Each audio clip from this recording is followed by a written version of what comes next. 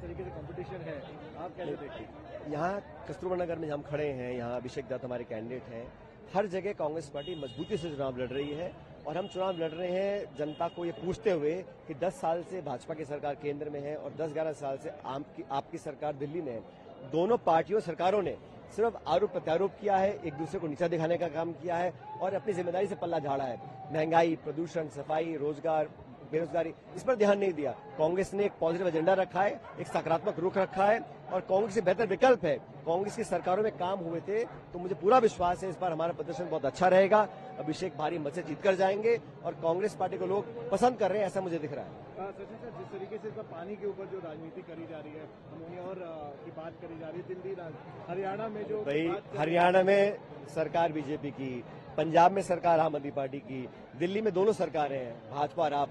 मतलब ये जो यमुना में इतने खर्च कर दिए, वो कह रहे हैं वो जहर डाल दिया, मतलब ये राजनीति जो है नकारात्मक हो गई है, एक टकराव की राजनीति बन गई है और एक अच्छा संदेश नहीं जा रहा लोकतंत्र में। तो कांग्रेस का जो आचरण रहा, जो व्यवहार रहा, जो सेवा हम लोगों ने की है, जो हमने काम करके दिखाया इतिहास में, लोग उसको आज याद कर रहे हैं। इसलिए मुझे पूरा विश्वास है हमारा प्रदर्शन बहुत अच्छा रहेगा। इस बार जो भाजपा, आम आदमी पार्टी और बाकी सब कांग्रेस काफी इस पर बुकड़ भी रही है कि जिस तरीके से पैसे इन सब की बात भी अब चालू हो गई, क्योंकि भाई ये तो निर्वाचन आयोग की जिम्मेदारी है। दल कोई सा भी हो, उल्लंघन कोई नहीं कर सकता और सत्ता का दुरुपयोग अगर हो रहा है तो उसको संज्ञान निर्वाचन आयोग ले, लेकिन सिर्फ स्टेटमेंट देने से नहीं होगा। निर्वाचन आयोग को निष्पक्ष होते हुए दिखना पड़ेगा। इस चुनाव में कहीं दुरुपयोग होता है धन का या बल का, उसको तुरंत रोकना चाहिए। अच्छे चुनाव हो, स्वच्छ और पारदर्शी चुनाव हो, ये निर्वाचन आयोग की जिम्मेदारी है।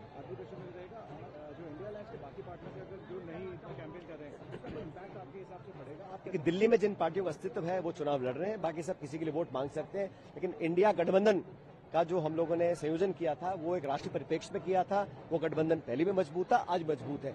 अलग अलग स्टेट्स में अलग अलग समीकरण बनते हैं और हर पार्टी अपना निर्णय लेती है इकाई की बात को सुनते हुए। दिल्ली में हम चुनाव लड़ रहे हैं जीतने के लिए और मुझे लग रहा है जो माहौल है, जो बदलाव दिख रहा है, उसमें कांग्रेस पार्टी को लोग पसंद करेंगे।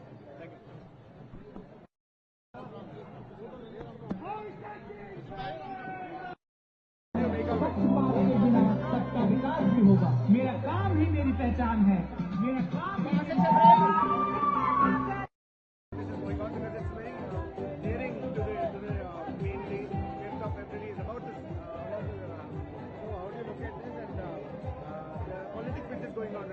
See, it's a very encouraging sign what we are seeing.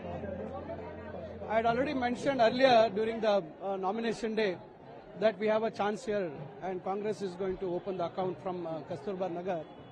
The love and affection bestowed on Abhishek, every day it is increasing. So that itself is a sign that Abhishek is going to win for sure 100%. Today is also Gandhi Jayanti as well. Siddaramaiah said that BJP and RSS are trying to talk about those who killed Mahatma Gandhi. Your thoughts regarding it, because he called it anti-national. What is your thoughts? Absolutely. See, Gandhi's principles and his movement as a non-violence movement, which really took the entire world was looking towards India. And because of his untiring efforts and all the freedom fighters, we got independence. And that great person was killed. So that shows the mindset of the BJP and how they are trying to propagate that mindset in and trying to divide this country. I think what our CM has said is right. So we cannot forget Gandhi's contribution to this country, this independent struggle. Last up, of course, will be from the Karnataka. There is a disgruntlement among the BJP against Gajendra, because Sudhakar has also come out and spoken against Mr. Gajendra, who is the BJP president over there. Your thoughts, sir? See, it is their internal matter. It is BJP's internal matter. But it clearly shows that what's happening within the BJP. What the rosy picture BJP paints that it is a very stable party and there is no internal bickerings. Absolutely, this shows that there is no internal democracy within the BJP and they're just after power and they talk about family politics and which BJP on one hand keeps blaming Congress party for that, but they are the ones who are propagating the family politics against encouraging the workers. Thank you so much. Thank you.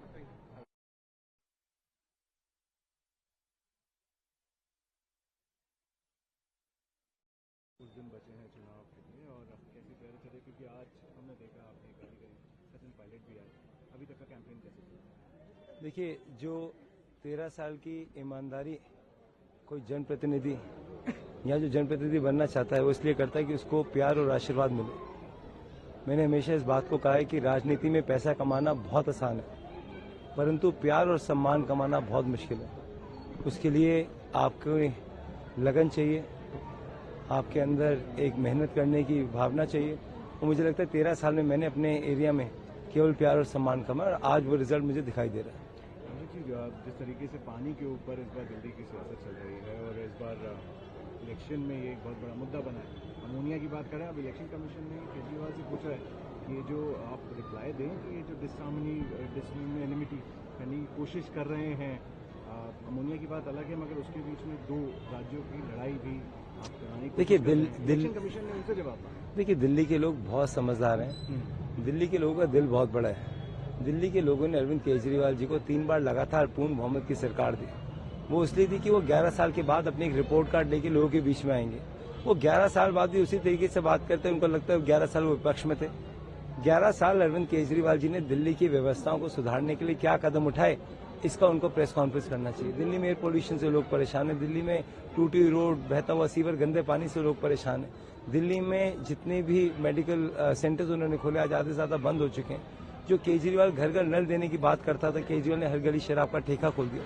Delhi के लोग अब ये देख चुके हैं कि केजरीवाल केवल एक फेक नैरेटिव की पॉलिटिक्स करता है, मुद्दा भटकाने की पॉलिटिक्स करता है। अब दिल्ली वालों ने देख लिया कि केजरीवाल जी के 11 साल बहुत थे, वापस चलो उस पार्टी की ओर जिसने दिल्ली की 15 साल सेवा करी, जिसकी वजह से दिल्ली आज टिकी हुई है। आम आदमी पार्टी अब इलेक्शन कमीशन को भी अटैक कर रही है। उन्होंने कहा कि जिस तरीके से ये बात सामने आ रही है, इलेक्शन कमिश्नर शायद खुद कुछ पोस्ट रिटायरमेंट के लिए अपनी कोशिश कर रहे हैं। ये क्या दर्शाता है आपको, क्योंकि जिस तरीके से हम चुनाव आते जा रहे हैं, झुंझलाहट है। देखिए, दिल्ली में एक चीज बहुत स्पष्ट है कि आम आदमी पार्टी को वोट देने का मतलब है तो भारतीय जनता पार्टी की मदद करना। आज भले कस्तूरबा नगर विधानसभा हो या नई दिल्ली हो, ये सब लोगों ने देख लिया कि आम आदमी पार्टी को किसी भी तरीके का जन समर्थन भूमि तल पे नहीं मिल रहा। उसका कारण है कि केजरीवाल जी के नाम पे दिल्ली में वोट पड़ते थे। दिल्ली में पहले वोट किसी विधायक के नाम का नहीं, केवल और केवल केजरीवाल जी के नाम का बनता था। और जिस व्यक्ति ने बच्चों की झूठी कसम खाई हो, जिस व्यक्ति ने दिल्ली के साथ मौका परस्त की पॉलिटिक्स करी हो, जो व्यक्ति एक एफिडेविट लेके आया कि वो दिल्ली में कभी बंगला, गाड़ी, सिक्योरिटी नहीं लेगा, अब 150 करोड़ के शीश महल की बात करो तो केजरीवाल जी सामने आते हैं। 100 सिक्योरिटी के साथ चलने वाला व्यक्ति अरविंद केजरीवाल है। वो अपनी गाड़ी लगभग 1.25 करोड़ की गाड़ी में वो घूमते, तो वो आम व्यक्ति नहीं है। दिल्ली के लोगों ने देख लिया कि दिल्ली वालों ने जो विश्वास अरविंद केजरीवाल पे जगाया था, वो विश्वास अब डूब चुका है। यही कारण था कि केजरीवाल जी को अपने लगभग 20 विधायकों की टिकट काटनी पड़ी, कि दिल्ली के लोग काम चाहते हैं। वो बाकी किसी पे भी कोई इल्जाम लगा सकते हैं। वो स्टार्टिंग से कभी पहले शीला जी को चोर कहते थे, सोनिया जी को चोर कहते थे, फिर वो अभिषेक मनु सिंघवी जी को चोर कहते थे, जिनकी उन्होंने उनकी बेल कराई, चिदम्बरम जी को चोर कहते थे, चिदम्बरम जी ने उनकी बेल कराई। तो कहीं ना कहीं दिल्ली के लोग समझदार हैं। मैं आपको दावे से कह रहा हूँ, दिल्ली में कांग्रेस को बहुत प्रचंड वोट पड़ने जा रहा है और कस्तूरबा नगर विधानसभा में हम बहुत अच्छे तरीके से चुनाव जीतेंगे। यहाँ के लोगों ने हमारा काम देखा है। 15 साल में विपक्ष में रहा, 10 साल में पद में रहा, 3 साल बिना पद के रहा, कभी भी हमने यहाँ बहाना नहीं मारा, लोगों के साथ खड़े रहे हर एक तरीके से।